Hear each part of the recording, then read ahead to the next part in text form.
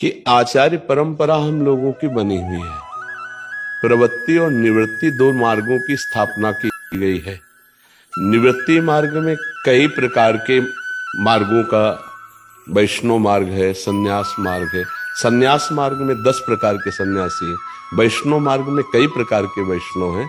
तो आचार्य परंपरा से जो वेश है वो निवृत्ति मार्ग का अलग है और प्रवृत्ति मार्ग का अलग है। प्रवृत्ति मार्ग वाला निवृत्ति मार्ग का अनुसरण न करे और निवृत्ति मार्ग वाला प्रवृत्ति मार्ग का अनुसरण न करे। जैसे आज की चर्चा में हुआ, जैसे अपने लोगों को सन्यास मिलता है, चाहे वो वैष्णव वैराग्य हो या सन्यास में सन्यास हो। जब हमने विरक्त वेश ले लिया तो सेटिंग फिटिंग नहीं होगी, या तो पूरा भद्र होगा और या पूरा बाल रखाए जाए। और जो गुरुदेव ने वेश दिया है उतना है। ऐसा नहीं कि सोमवार को कुछ और, मंगल को कुछ और, शनिचर को कुछ और, ऐसा नहीं है। जो वेश आजीवन उसी वेश का, विरक्त का। अच्छा, आप गृहस्थ में जैसे हैं तो आप गृहस्थ की मर्यादा से रहें। जैसे कोई आते हैं पैजामा कुर्ता पहने, ऊपर से पीला डाले, ऊपर से भगवा एक बोले, वो तो ऐसे हमने डाली, ऐसे नहीं। या पूरी दाढ़ी ऐसे नहीं। आपका गृहस्थ मार्ग है, ऐसे रहो, अपनी भक्ति को छुपा करके शांत भाव से। अब हम लोगों को चौड़े में युद्ध करना है। हम लोगों को ऊपर गुरु जी ने कृपा की और निवृत्ति मार्ग दिया, मतलब खुले मैदान में चैलेंज युक्त ये युद्ध है। काम क्रोध लोभ मोह मद मत्सर को भस्म करते हुए और हर कष्ट सहते हुए भगवान के मार्ग। और आपका किले की लड़ाई है, आप मैदान में नहीं हो। अगर काम आया तो धर्मयुक्त पत्नी है, मोह है तो परिवार है, जो मन आया सो बनवा लिया और खा लिया। जैसे किले के अंदर रहकर योद्धा को परास्त किया जाता है, वो गृहस्थ धर्म के अंतर्गत है। पराई स्त्री की तरफ ना देखना, दूसरे की धन की तरफ ना देखना, अपनी वेश अपनी मर्यादा से रहना।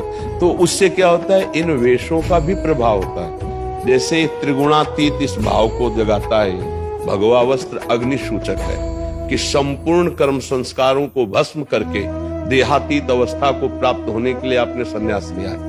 जब संन्यास दिया जाता है तो दिगंबर किया जाता है। दिगंबर करके फिर उसे लंगोटी दिया। दिगंबर करके स्थिति की नारायण के सिवा आपका कोई नहीं, आत्मस्वरूप में स्थित होने के लिए सदगुरु रूपी नारायण के सिवा कोई, तब ये भगवा वस्त्र दिया जाता है। जैसे अपने लोगों को ये जो पीत वस्त्र वैराग, ये भगवान के सिवा कोई हमारा लक्ष्य का ऐसा। तो वेश का ऐसा नहीं कि महत्व नहीं, पर जो वेश को केवल वासना की पूर्ति के लिए, मतलब कायरता हृदय में धारण कर, ये साधु का जो वेश है वो कायरता का नहीं। तो ये जो वेश है ये हमको हर समय आचार्य गुरु प्रदत्त वेश दिखाता है कि हम वैरागी हैं, हमारा उद्देश्य भगवान की प्राप्ति है। ये तो आपको समझे में आ रहा है। आप इसको पहन करके टाकिज में जा सकते हैं क्या?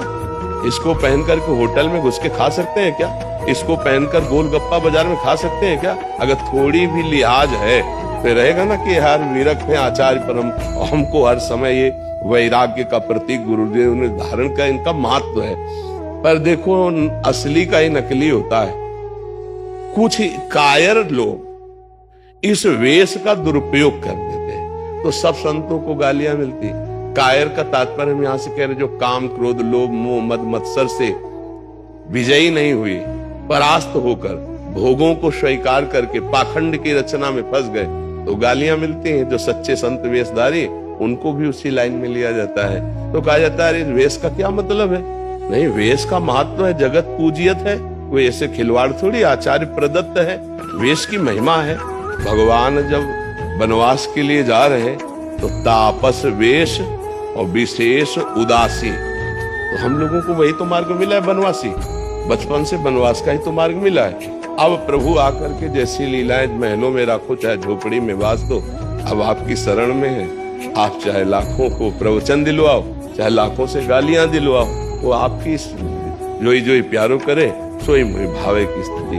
तो ऐसा नहीं कि इस वेश का कोई महत्व नहीं है, ऐसा नहीं कि इस निवृत्ति और प्रवृत्ति मार्ग का कोई विशेष महत्व नहीं, बहुत विशेष महत्व है। आपका इसी से तो ताल्लुक प्रश्न है जी, तो आप समझ रहे इस बात को? हाँ, गृहस्थ को अपने वेश में अपनी मर्यादा में, विरक्त को अपने वेश में अपनी मर्यादा। अब हम लोग कुछ अपनी अपनी मर्यादाओं को भूल रहे हैं, इसीलिए त्रुटियां होती चली जाती हैं।